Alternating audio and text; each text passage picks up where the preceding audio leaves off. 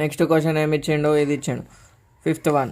Ego compute limit x tends to 1/(x-2) minus 4/(x-2) x² minus 4 అని ఇచ్చిండు. దీన్ని ఏం చేస్తామంటే సింపుల్గా 2ని 2² రాసుకుంటాం. అప్పుడు ఏమవుతుంది, a+b ఇంటూ a-b ఫార్ములా వస్తుంది. దేనిదన్నా అంటే a² - b² ఫార్ములా ఇది. సో అట్లనే వేసుకుంటా చూడు. ఇప్పుడు లిమిట్ ఎక్స్టెన్స్ టు 2, ఎందుకంటే 2ని మనం డైరెక్ట్ సబ్స్టిట్యూట్ చేసే 1/0 అన్డిఫైన్డ్ ఫామ్ వస్తుంది కాబట్టి ఇట్లా చేస్తాం అంతే. x-2 minus 4/x+2 into x-2, ఎందుకంటే దీన్ని నేను x² - 2² రాసుకోవచ్చు కదా, a² - b² రాసుకున్నాం.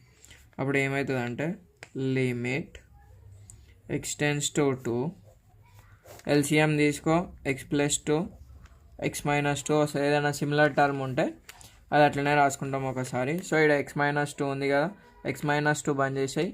1 ఇంటూ ఏదైతే మనం టర్మ్ లేదో అది రాస్తాం, 4 ఇంటూ ఈడ x-2 ఉంది, ఈడ 2 ఉన్నాయి కదా. సో ఈడున్న టర్మ్ను చూసుకో, మొత్తం బంద్ చేసినాం, ఏం లేదు 1.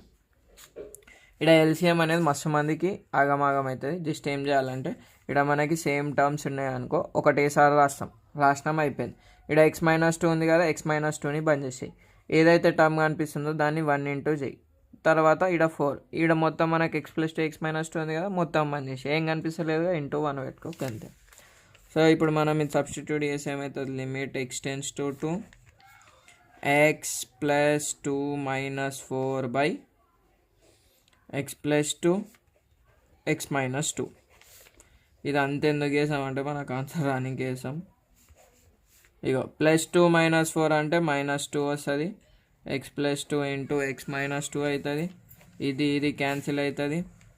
Limit x tends to 2 1/x+2. ఇప్పుడు x ప్లేస్లో 2 పెట్టేసాయి, 2 + 2 that is 1/4 is the answer. లాస్ట్కి ఏం చేశారంటే వచ్చినాక therefore limit x tends to 2 1/x-2 minus 4/x² - 4 is equals to 1/4 అని రాస్తే సరిపోతుంది ఆన్సర్. ఇట్లా కంప్లీట్గా రాయాలి మనం ఎప్పుడైనా, అప్పుడే మనకు ఫుల్ మార్క్స్ పడతాయి. Thanks for watching.